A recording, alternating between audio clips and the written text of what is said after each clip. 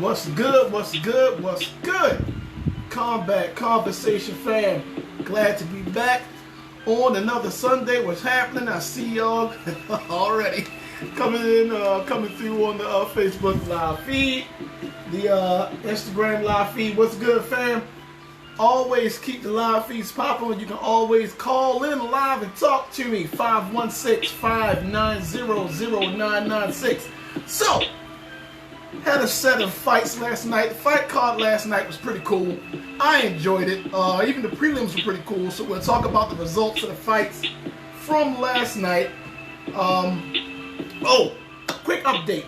For those who are on my YouTube channel as well, unfortunately we are not able to connect to the live feed for the YouTube, but post-show, every Sunday post-show, I always take the video from one of the live feeds, whether it be from Instagram or whether it be from Facebook, and I always send it to the YouTube channel so you can still watch the show on YouTube. It just won't be the live feed, but today's show will be on there. Nevertheless, we're here. It's all good. So, last night we had a set of fights for the UFC Fight Night. That fight card was pretty good, so we'll talk about the results of that. We also, some more news in the world of MMA. Jon Jones and Dana seem to be at it again.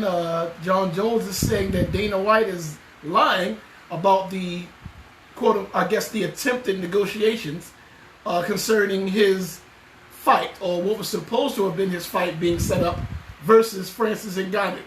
And money seems to be the common denominator here. We'll get to that in a little bit as well. Also, some news in the boxing world. It looks like that boxing will be returning this week. Well, this coming week. Top Rank, at least, is set to come back June 9th. And that's going to be held, apparently, in Vegas. I don't know if you tuned in last Sunday, but last Sunday we discussed the possibility of Vegas opening up the fight that they had last night and another UFC card that's going to happen this coming Saturday, the 6th.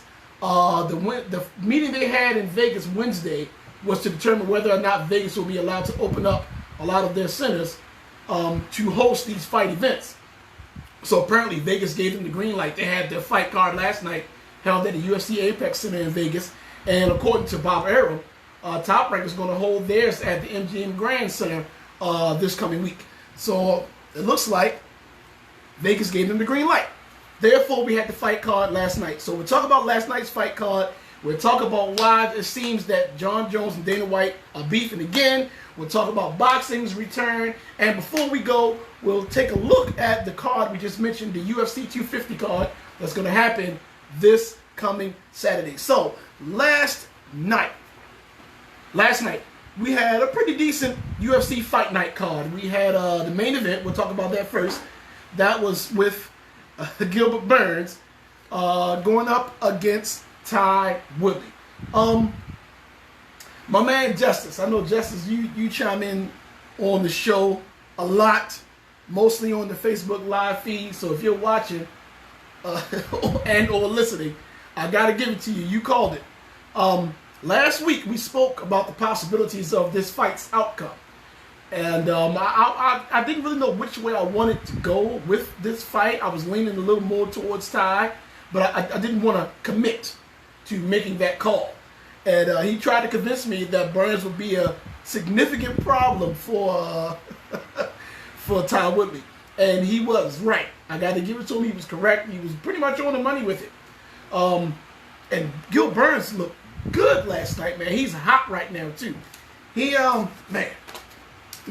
beat Ty Woodley last night, and pretty much what was a one-sided, unanimous decision. I was surprised. Not at the fact that he was able to beat him, but I guess how decisively he beat him. It just made me look at him in a different light, and the kid is good. It's good. And I don't know how this will affect him being moved around in the rankings. Ty Woodley was #1 as of last night, pre-fight. As far as the rankings are concerned, I'll keep the UFC rankings tab up. But Gil was ranked what, number 6? Yeah, he was ranked number 6. I have it here. So Ty was 1 and Gil was 6. So I'm just thinking about the loss, the effect that the loss will have on Ty Woodley. And Ty was on a mission, man. He was itching to get a rematch back with Usman to get that belt back. And this significantly damages his chances. Again, I just did not expect. I'm not surprised that Burns beat him, because Burns is hot right now and he's good. He looked awesome last night. I'm just surprised at how decisive he beat Ty. And with me talking to a few people on the Facebook, on a lot of different Facebook groups this morning, some of the people were wondering if that year off, because Ty, this is his second loss in a row. His last loss was the fight where he lost the belt to Usman. That was back in March. So he's had roughly over a little over a year off. But I don't know how much of a factor I want to insert ring rust or octagon rust in this case into that, because looking at Gilbert Burns' resume, his last fight was in March as well. So they've had roughly the same amount of time off. This makes me think how much of a factor that was. And if not, you could use that as a valid excuse. And in this case, looking at Burns' resume as well, I really don't think so. But you never know. Nevertheless, we're here. Good win for Gil Burns last night. This just really hurts Ty Woodley's opportunity to attempt at reclaiming that belt. I just don't know, man. I don't know. I would figure he didn't seem like himself last night. Ty Woodley did. I don't know, man. I want to say that I'm trying to, my saying is, I always attempt to be as unbiased as possible when sitting in this seat. I don't want to say anything that would take away from how good Gilbert Burns looked last night. But it just seemed to me that Ty Woodley was not the Ty Woodley that I'm used to seeing. Justice, I see you just logged in. I see you in. I was just saying about how me and you were talking about the Ty Woodley-Gilbert Burns matchup last week, and I had to give you credit. You called it. You almost called it on the money. I really didn't know which way I wanted to go. I didn't want to commit to making a decision. I was leaning a little bit more towards Ty. I was wrong. But nevertheless, I really did not see him being as dominant against Ty Woodley as he was last night. Big shout out to both fighters, man, but definitely a huge big up to Gil Burns winning that fight last night. Burns is now, with that win last night, again, I'll tell you, the kid is hot. He's on a 6-fight win streak. He goes to 19-3. This win last night makes me consider how good of a matchup Gilbert Burns would be for Usman. I don't know how far he's going to move up in the rankings. I'm sure he's going to shoot up. I got to pull up my rankings tab. Give me 1 second. Because Ty's going to drop from that number 1 spot. My man Law, what's good, baby? One of my brothers in arts here, Law Kroger. I missed the fights last night, man. It was a pretty decent card, Law. Again, the main event, that Ty Woodley versus Gilbert Burns, it surprised me how dominant Burns was. But you missed a decent card. I liked it. I enjoyed it thoroughly. It just makes me wonder, but again, that victory last night makes me wonder how well of a matchup Gilbert Burns would be for Usman. And to me, that win is obviously being Usman's, in Gil's favor. Gil's favor, not, when I say Gilbert Burns' favor, not regarding to him going up, what the outcome would be him going against Usman. When I say it works in Gilbert Burns' favor, I'm speaking in regards to him moving up in the rankings and getting closer to a possible title shot with Usman. He looked good. Let me see. Looking at the rankings now. And, of course, you have Usman as the champ. I'm referring to the welterweight division in the UFC. Ty was at number 1. After last night, he's going to drop. Colby Covington, Usman already made mincemeat of him. You got my man, Masvidal, who in my opinion, either him, I think he's probably going to get the next title shot. I think it's going to probably be Masvidal, who's going to get the next title shot against Usman. Again, that's my opinion. You have Masvidal ranked at 3. You got Ty, who lost last night, was 1. Colby Covington, who Usman already beat up. Then you got Masvidal at 3. Only people in between Gilbert, depending on where they place him, and Masvidal is Leon Edwards at 4 and Stephen Wonderboy Thompson at 5. That can go either way. Usman is the champ. Yeah, Usman is the champ, man. Usman beat Ty Woodley roughly a year ago, around in March. And then, of course, you know, Mr. MAGA, I'm not going to turn this show political, but Mr. MAGA hat, Colby Covington, talked a whole lot of smack going up against Usman and got served terribly. Got his jaw broken, all that. I'm going to leave that one alone. But nevertheless, yes, Usman is the reigning champ right now. And Usman is officially a monster. I would really like to see that Usman versus Masvidal fight. But the fight last night, seeing how good Gilbert Burns looked against Ty Woodley, makes me wonder if they would possibly do a Masvidal versus Gil Burns, depending on where they move Burns up in the rankings. I don't know. That's a very good question. That's a very good question. It makes me wonder. But that was a decent. Gil Burns, in my opinion, and apparently quite a few other people's opinion, Gil Burns pretty much dominated him. Dominated Ty Woodley all 3 of those rounds. You had different selective spots within those rounds where Ty looked like he was going to get his gears back churning and maybe try to create some type of offensive to get Burns off of him. He just couldn't get it going. There was one point, I think it was maybe late in the first round. I want to say maybe later in the first round with Gil Burns is a BBJ black, but he's like a scientist on the ground.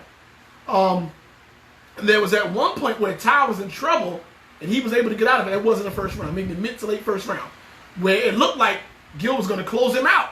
He wasn't able to finish the deal, but he remained dominant throughout that fight.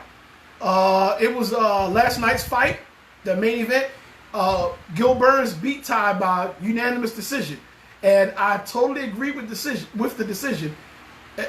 Even though to me Ty didn't seem like the Ty Woodley I'm used to seeing, Gilbert Burns, to me, pretty much dominated him the entire fight. I mean, again, opinions. It is what it is. But he did. I definitely agree with the UD win they gave Gilbert Burns. I'm anxious and a little bit curious to see what's going to be next in this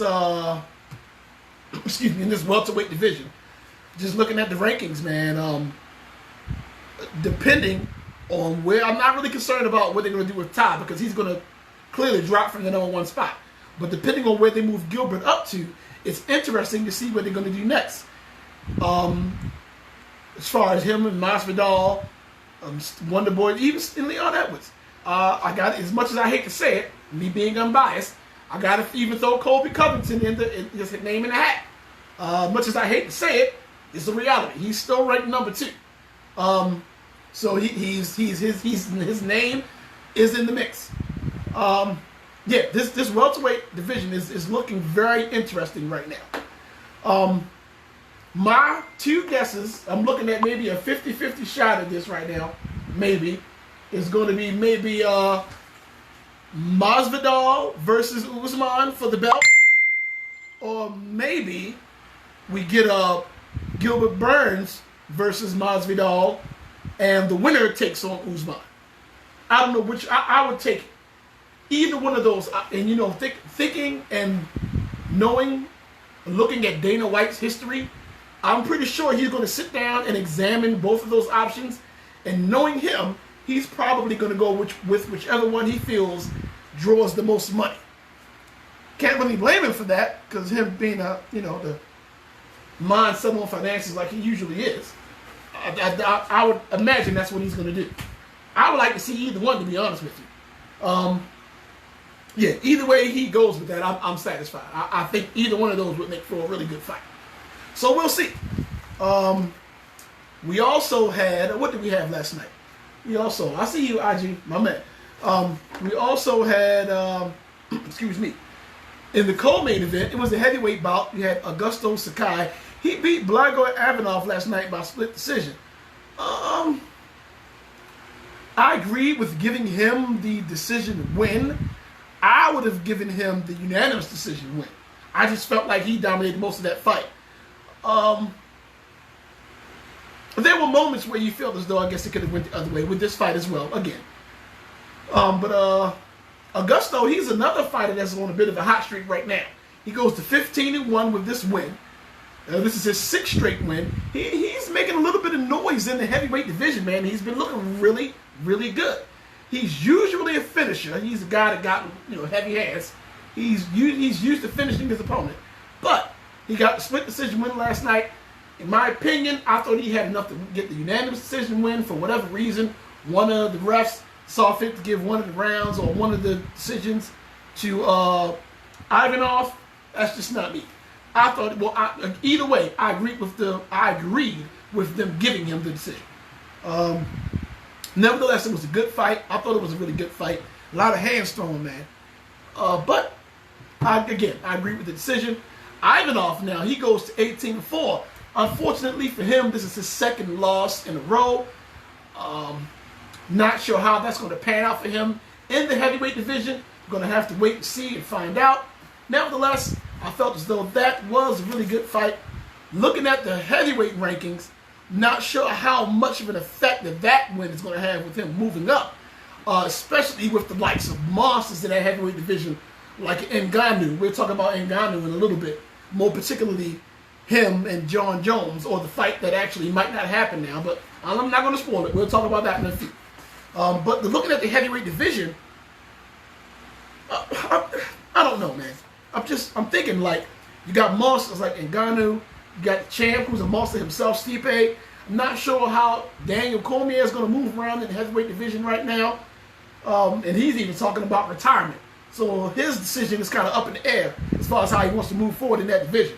Then you got Derek Lewis, who just moved up to number 4. Then you don't forget about Junior Dos Santos. His name is still in the heavyweight hat. Overeem he just got a W over Walt Harris, so he's still active in the heavyweight division. So the heavyweight division is looking pretty promising right now as well. I'm just thinking with Augusto, him being as high as he is right now and making as much noise in the heavyweight division as he has. I mean, he's ranked number 13, and he just beat the guy in front of him, Ivanov, who was ranked number 12. So I don't know how far, if maybe one spot, this will get him to move up in the heavyweight division. But I'm not sure if he's ready to get to the top of that ladder yet with those monsters that I just named previously. But the kid is good. He's hot right now. He's on a win streak. I think with the way he's fighting, if he continues to fight the way that he's fighting right now, it's going to take one of those top tier names, one of those monsters, to probably cool him off. So we'll see. Time will only tell us that. Give me a second. Y'all know how I am about my coffee, man. Man, listen. Before we finish talking about the fight card for last night, the ladies that were fighting last night, then the ladies showed out. One in particular, Mackenzie Dern. She became the first woman to secure a victory with a leg submission last night when she made Hannah Cypher's tap from a knee bar. I don't know who was able to catch that fight last night, but that knee bar was nasty. Me being a jiu-jitsu guy myself, with me being able to appreciate that beautiful of a submission, that submission was absolutely beautiful. That knee bar was nasty. You can actually see the hyperextension of the knee when she, whoa, man, listen, let me tell you. She was the first female, she was the first lady to do it last night. She won last night, making her tap from that knee bar later in the first round. Mackenzie Dern now goes to 8-1. This was a real good bounce back win for her too. She just most recently came off of an L to Amanda Ribas back in October. So this looked really, really good for her.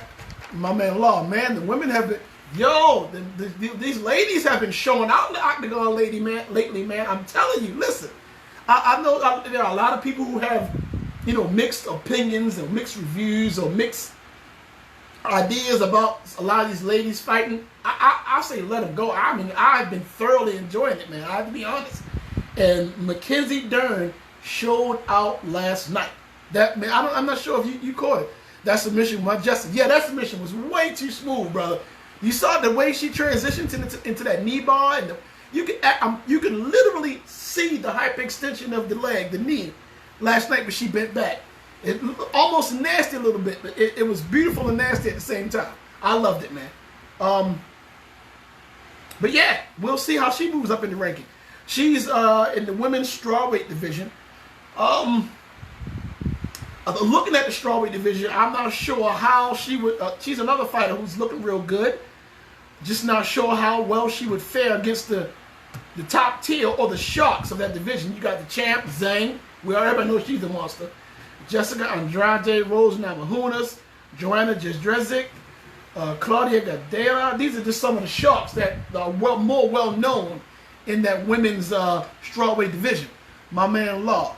I'm going to see if I can watch them today. I should be able to pull the fight. You should.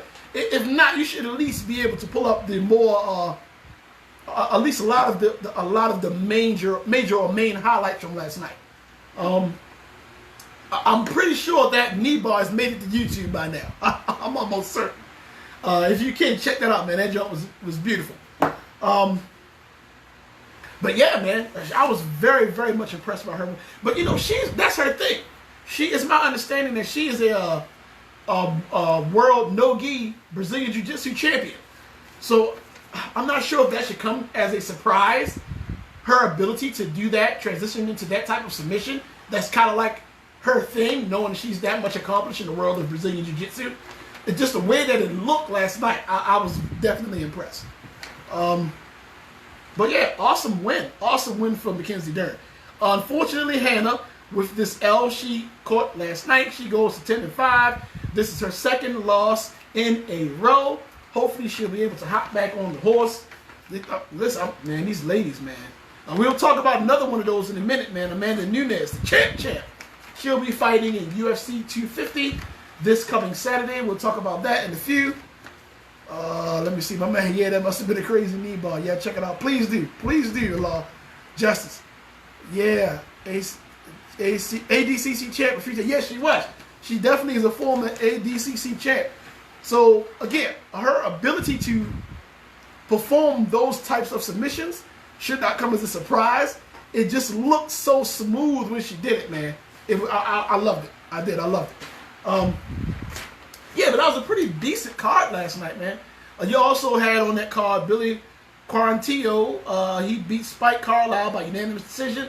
They fought at a catchweight bout. There was also some pretty decent freedom fights on that card last night. I was thoroughly impressed. I enjoyed the card. I was happy that the meeting that they had a meeting this past Wednesday, which was my birthday, the 27th, to determine whether or not Vegas was going to allow the centers that they hold the majority of these combat sports events to open up. And of course, apparently, as you see, that Vegas gave them the green light.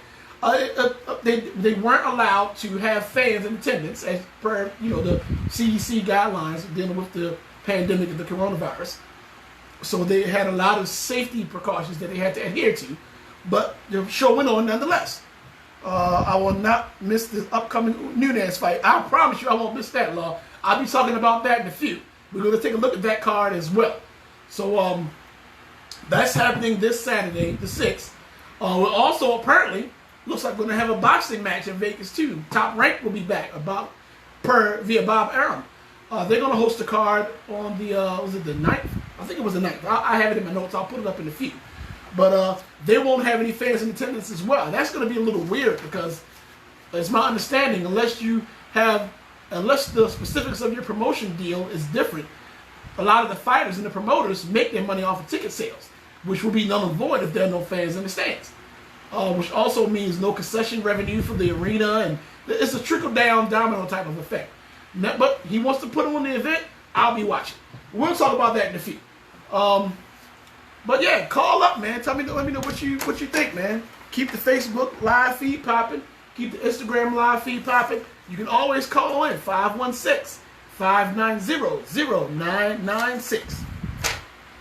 So, we also have a bit of news in the world of MMA. For those of you who have been keeping track, there was a lot of talk. The streets have been talking for an apparent, or should I say allegedly, I'm not sure. Well, let me start here. Jon Jones and Francis Ngannou, I'm not even going to say per Dana White at this point, have been apparently and or allegedly in the works to put together a bout between the two of them. There was a bit of speculation as to whether or not the fight would actually take place. Then when it looked like there was a time where they said, okay, they were in talks, negotiating the contract, then it fell apart, then they were talking again, then they tried to say, some people said Jones backed out, he didn't want to fight Nganu, and then some people said that they weren't offering Jones enough. There were a bunch of rumors and stories and this and that surrounding the negotiations for this fight. The rumors concerning those negotiations eventually turned into something else.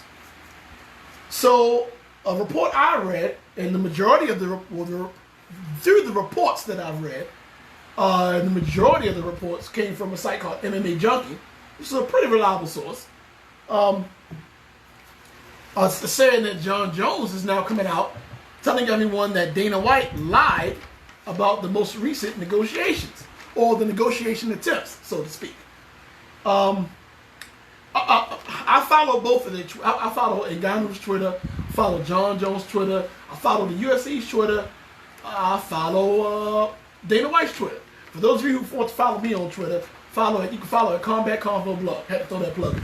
Nevertheless, I follow all of them on Twitter. And in the series of tweets that was posted, the majority of them came out this Thursday. Most of them were Jon Jones responding to Dana White's claims, saying that Dana White was saying that Jon Jones was asking for an absurd amount of money to sign for this fight, for him to move up to heavyweight to fight Francis Ngannou. Both of these guys are monster fighters in their own right. Both of these guys are finishers. I always laugh when I think about Francis Ngannou because my middle son calls this guy One Punch Man. I think about that every time I think about Nganu. I just thinking he's claiming that Jon Jones is requesting an absurd amount of money for him to sign the contract to make the Nganu Jon Jones fight happen. As a matter of fact, I'll just read the tweet. So Jon Jones tweeted, he said, "It's interesting to just sit here and watch your boss lie to the camera like this." He said, him and Dana White, never discussed any increase in pay. Immediately, the conversation was that I already made enough. I never made a number offer. So then Jon put out another tweet following that, saying, "If you're not going to change my contract for the heavyweight move, at least have the decency to be honest with the fans. I was over the situation, but I'm not going to sit back and allow Dana to lie to the fans. I never asked for an absurd amount of money. That's bullshit, absolute bullshit." That was the tweet, or tweets, via Jon Jones. I was very much intrigued to see whether or not they were going to make this fight happen. What the catch rate would be like, how would Nganu react to moving down in weight, How would Jon Jones react to moving up in weight? What the style matchups. There were just a lot of intriguing factors involved surrounding the possibility of this potential fight. And as of right now, that it looks like this fight is not going to happen, now you have the BS that comes out surrounding the attempt to put this fight together. And which, unfortunately, in the long run, makes the fans lose, because this is a treat that us fans will not, apparently, at least at this point, for now, will not get to see. The report on MMA Junkie said that Dana White's comments stemmed from a question about, he did an interview at the post-fight, fight last night as well. And it said that Dana White's comments stemmed from a question about recent tweets from Jon Jones, in which the UFC light heavyweight champ, Jon Jones, indicated that the Nganu fight fell through because of money. So now Dana White said, and now this was Dana White's tweets. Now I saw his tweets as well. Dana said via Twitter, "It's one thing if you come out and say, yeah, listen, I want a little more money, but the amount of money that Jon Jones was asking for didn't make sense. First of all, you have in the light heavyweight division the Dominic Reyes fight as the fight that makes sense." Dana obviously is referring to the rematch of the fight that Jon Jones most recently had, his most recent title defense, which some people say that Reyes beat him, some people say he didn't. But that's the fight that he's referring to. And I have to be honest in saying that that is a fight that a lot of people would like to see. I present company included, I am one of them. But that's the fight he's talking about. So he says that the Dominic Reyes fight is the one that makes sense right now. So is Jon Jones going to go and fight Francis Nganu, then try to take a run at the heavyweight title? I don't believe that. He's never wanted to move to heavyweight before. For the amount of money that he's asking for, it's not going to happen. You couldn't be asking for a more absurd amount of money at a worse time. This is what Dana White's tweet said regarding Jon Jones. Now, obviously, there are us as the fans, we don't know what the specifics were that were discussed, if and or when the three of them, Nganu, Dana White, and Jon Jones, or even in this case, if you want to be more specific or more particular, the two of them, Dana White and Jon Jones, sat down and talked about via over the phone or text or email or FaceTime, whatever the case may be. It makes this look weird depending on the perspective on either end. I will say this, however. Looking at Dana White's history from a financial point of view, and I've said this on quite a few previous occasions, and take this how you want it. Dana White has the tendency, and his history proves this. Look at his resume, look at his track record. Dana White will sacrifice what would be, how can I describe this? What would be morally correct in regards to the ranking system. He'll throw that out of the window. He'll sacrifice that to put together a matchup that might not necessarily be better as far as the rankings are concerned, but be better as far as his financial gain is concerned. Meaning the fight that will sell the most tickets or put asses in seats, so to speak. With him, listen, I get it. I can't argue with that. He has a business to run. He has finances to acquire. He has money to make. If I was it, I'm a very big advocate for putting myself in the other person's shoes. That with me trying to be as unbiased as possible sitting in this seat, I can't really argue with that. But I have to also remember that I'm a fan, and as a fan, you want to see the best, most exciting, most competitive fights possible to enjoy. The most competitive, must be looking at to get that pandemic shut in stimulus money.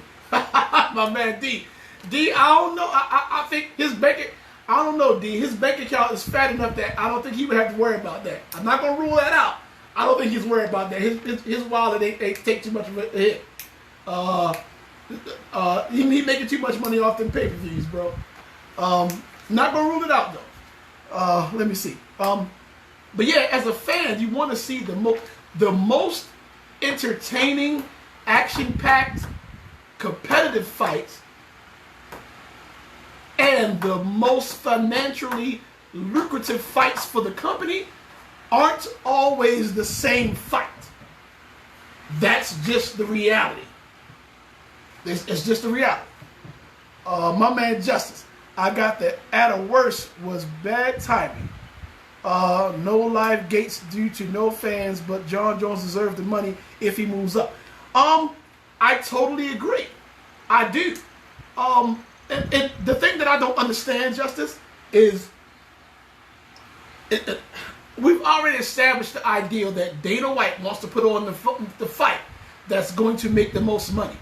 Even though he would have to agree to pay Jon the bag, quote unquote, to get him to move up to Francis Ngannou, with as much money as UFC makes off a pay-per-view, I cannot understand. I cannot see how he, if this is the case, I could be wrong, how he would not figure that the Nganu versus Jones fight would be a draw. To me, and maybe I'm looking at the figures wrong, maybe I'm looking at the amount of pay-per-view buys wrong. I'm assuming that he would make way more money off of pay-per-view having that fight take place than he would have to shove out to pay Jones to accept the fight. Whereas though he would have to pay, let's just say he would have to pay Jones 1 or 2 bags to get him to agree to the Nganu fight, he'll pay Jon Jones the 1 or 2 bags that Jones agrees to, and the pay-per-view buys for a fight that big, he'll make those 2 bags back, plus 5 or 6 more, because of the amount of money that fight would make. Again, this is just my opinion. Man, the last pay-per-view they just had, which was an awesome card, the UFC 249, they made up almost about $45 million off of that, man. That's bank. That's crazy bank. So, I mean, I don't know, man. I don't know. But if what both of these guys are saying is true, I can see it through both of their perspectives. Jon Jones was looking at it through the perspective of, if I'm going to go up to heavyweight and put my health and well-being and career on the line fighting a monster like Nganu, I'm going to make it worth it. And I had to see it through Dana's eyes as well, man. Just thinking about the amount of money that he could make off of that. Well, looking at the quote that Dana said, the tweet that Dana put out, he was saying that Jon Jones couldn't ask for that amount of money at a worse, like you said, at a worse time. I'm assuming if he's referring to now during the pandemic when fans aren't allowed in, because that speaks to ticket sales or the lack thereof. I understand that part. Again, what I don't get is on the back end how much money they make off of pay-per-view. These cats are making stupid bank, man. But then again, I gotta look at it through both sides. I gotta try to be unbiased. Looking at it through Dana's perspective, he wants to put together the fight that's going to bring in the most paper. I can't really argue with that. So they asked Dana about it again last night, post-fight, and this is what Dana had to say. He was asked, of course he was aware, but he was asked, what do you think about Jon Jones saying you lied about you guys' negotiations? So Dana's response was, what do you do? He said, what do you believe? It's up to you guys to believe what you want. He said, what the F would I lie for? What do I have to gain from lying about it? Why would I lie? It doesn't matter. You know what I mean. Obviously, he's fired up right now. He said that Jon Jones had a great talk yesterday, which would have been Friday, with Hunter, his lawyer, Dana White's lawyer, who's really close to Jon Jones. He likes Jon Jones. They have a good relationship. They had a good talk yesterday, and it is what it is. I really don't care. I couldn't care less, to be honest with you. They had a good talk. Those guys are tight. Jon Jones and I have always had this. I'm always looking at what Jon Jones could have been. He could have been the LeBron James of the sport. Wow. Now keep in mind, this is what Dana White has said. He could have been that big. The stuff that he's been through to show up and think he basically demanded $15 million or $20 million or $30 million is crazy. He can do whatever he wants to do. He can sit out. He can fight. He can do whatever he wants. That was Dana White's response. Now, the question is, with that being said, I'm willing to bet the farm that Jon Jones heard that. If not last night, at least by now. Is Jon Jones going to call his bluff and say, take the belt and say, you know what, I'm done, deuces, I'm out, adios.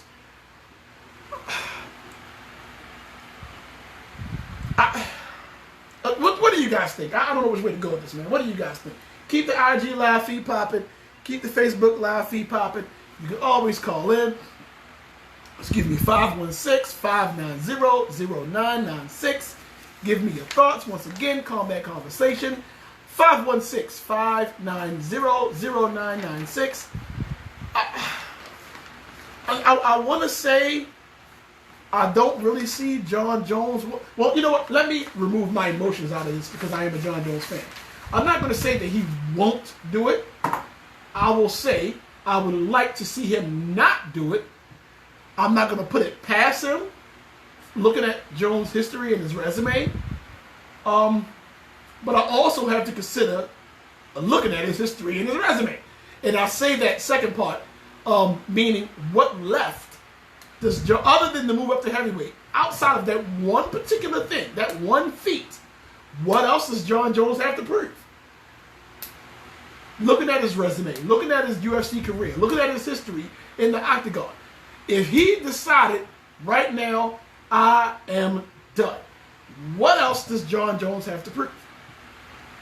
And looking at it through that aspect, even though I would like him not to, so let me remove my emotions out of this and attempt my best to think logically.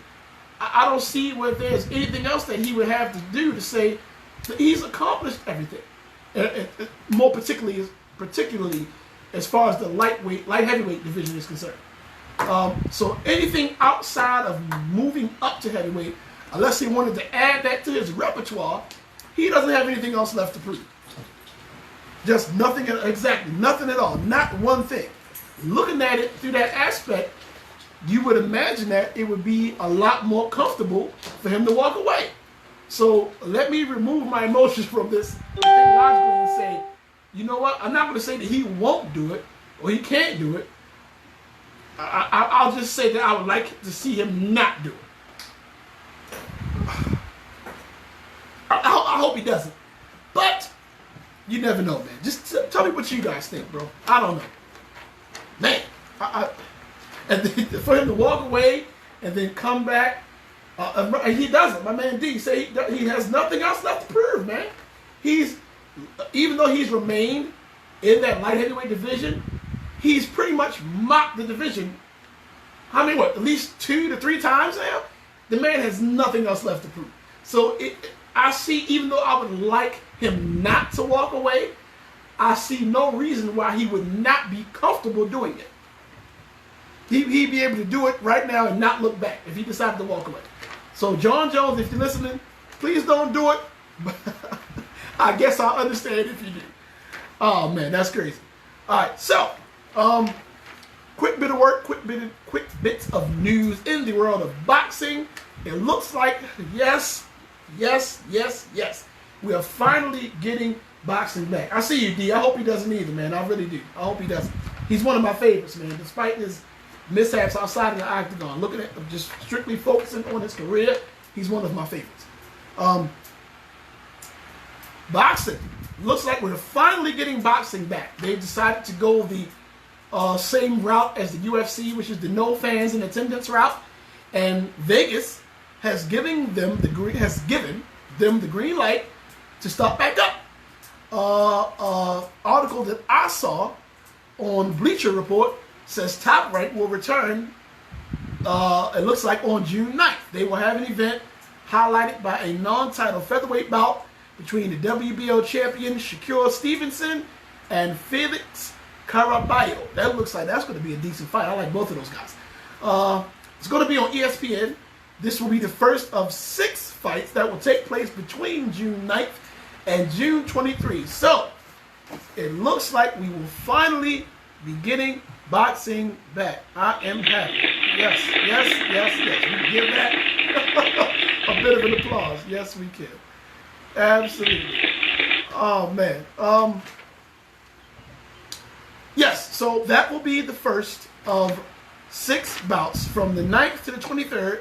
So we'll be getting quite a bit of boxing in the immediate future. Most of them will be held in the Las Vegas MGM Grand Conference Center, and they will be also televised on ESPN. So yes. Again, we spoke last week about how important that meeting that was being held at the NSAC last Wednesday, the 27th, the Nevada State Athletic Commission. That meeting opened up the doors for the combat sports events to be held, to start back up in Las Vegas. I'm glad they gave him the green light. Excuse me. So that's big, and that's good, man. I love it. So Shakur Stevenson, I like him, man. He was originally set to face Miguel Mariaga on March 14th up in New York. That event was canceled, of course, due to the COVID-19 pandemic. So the June 9th event marks this first fight that Top Rank will have since the last fight that Tyson Fury and Deontay Wilder had back in February. So we are finally getting boxing back, and I am very thankful.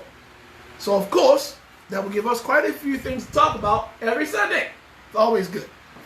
Now, before we roll out, we want to take a look at this Saturday's card coming up. UFC 250 will be held on Saturday, June 6th. So we'll be talking about that Sunday on the 7th. Sunday morning at 11. Tune in every Sunday. We'll be talking about that, results thereof, and whatever fight events we have coming up next. So this Saturday, man, I can't wait for this one. I love that, man. The champ. The champ, one of the lady goats of boxing, Amanda Nunes. I love Amanda, man. I call her the champ because she is both the featherweight and the bantamweight champion. Amanda Nunes, 19-4. She will be defending she's defending her featherweight title. She has both the featherweight title and the bantamweight, ladies featherweight and ladies bantamweight. She'll be defending the featherweight title this Saturday versus Felicia Spencer. I love Amanda Nunes. She's awesome, man. She defended her bantamweight title successfully 5 times. 5 times. After taking it from Miesha Tate back in July of 2016. I remember that fight. That was a dope fight. But I don't really think just the females, who is going to be able to bang with her right now, man? Amanda Nunes is just mopping people. But I don't know, man. This will be her first time defending her featherweight title. She successfully defended the bantamweight 5 times. This will be her first featherweight defense after taking it from Chris Cyborg back in December of 2018. For those, I remember that fight had a lot of hype behind it because of Chris Cyborg. She absolutely mopped Chris Cyborg. I remember that fight. That, man, if you didn't know that Amanda Nunes was serious, you knew after that fight. I promise you. But yeah, Amanda Nunes is the truth. As far as Felicia Spencer, she's 8-1. Felicia is really good. Don't get it twisted. She's good. I just don't think she's Nunes good. I just got to be honest. But you never know. Any given Saturday, any given fight, anything can happen. But Spencer is good. Felicia Spencer is good. She just beat Zara Ferrin. Excuse me. Zara Ferrin dos Santos back in February by TKO. She looked really, really good in that fight. I really do not see how she's on Nunes' level yet. I just don't. I don't know. We'll find out this Saturday, though, won't we? Yes, we will. All right, so also on that card, this fight right here, we're going to have a bantamweight fight between number 5 ranked Rafael Asunakau. He's 27-7. He'll be going up against former champ and number 9 ranked Cody Garbrandt. Cody is 11-3. This fight, okay, so, Rafael, he has a really, really awesome ground game. Rafael has an excellent ground game. He's a black belt in Brazilian Jiu-Jitsu. He's going against, Garbrandt, he's an enigma. Because he's naturally a wrestler. He made his bones wrestling, but his striking game, you can't really rule it out because most of Cody's wins have come by KO or TKO. The thing with this fight is both of these fighters, at this point in their careers, they desperately need a win. Both of these fighters need a win really bad. Rafael is on a 2-fight losing streak, while Cody is on a 3-fight losing streak. The thing with Cody is a former champ. He dropped down to number 9 because he lost 2 times to Dillashaw.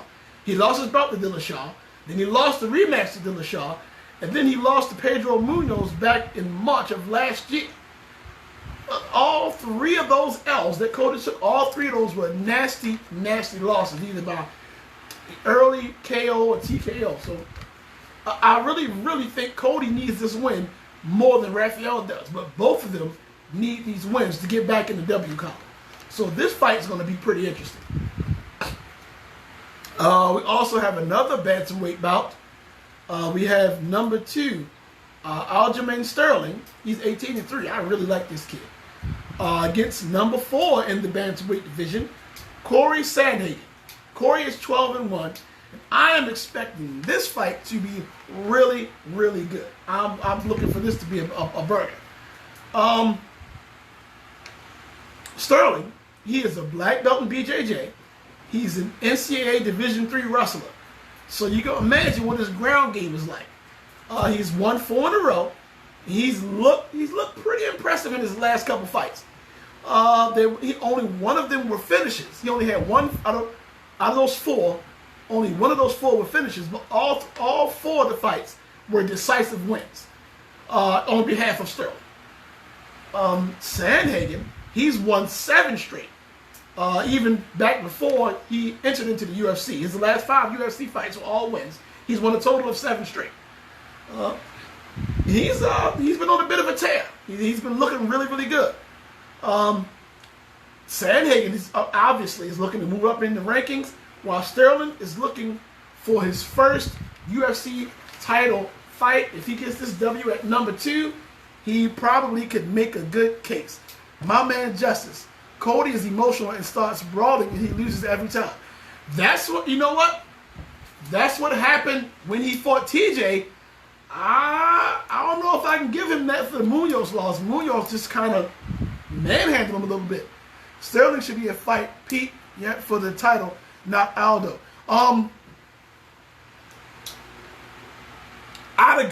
If he wins this fight, if Sterling wins this fight, I'll agree with that. I mean, he's ranked number 2. So, you know what? I'll give you that. But I think that if he gets this W, just that will make a tighter case for it. I don't know. We'll find out Saturday. But you know what? Looking at that division, let me pull these rankings up. Justice, I don't see anybody else.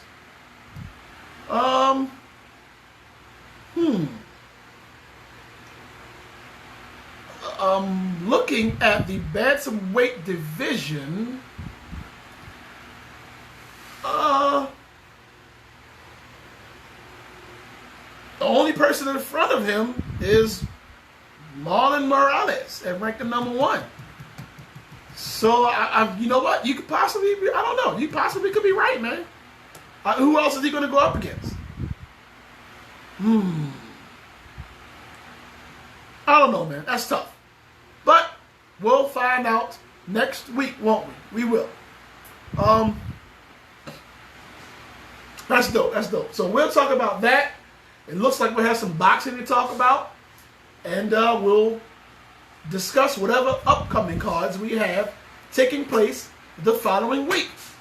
Man, it's always a pleasure, man. Definitely, man. I appreciate y'all showing me the love. Appreciate you, Facebook fam. Appreciate your Instagram fam. Always a pleasure. So, this is Skywalker. It's Will Crowder.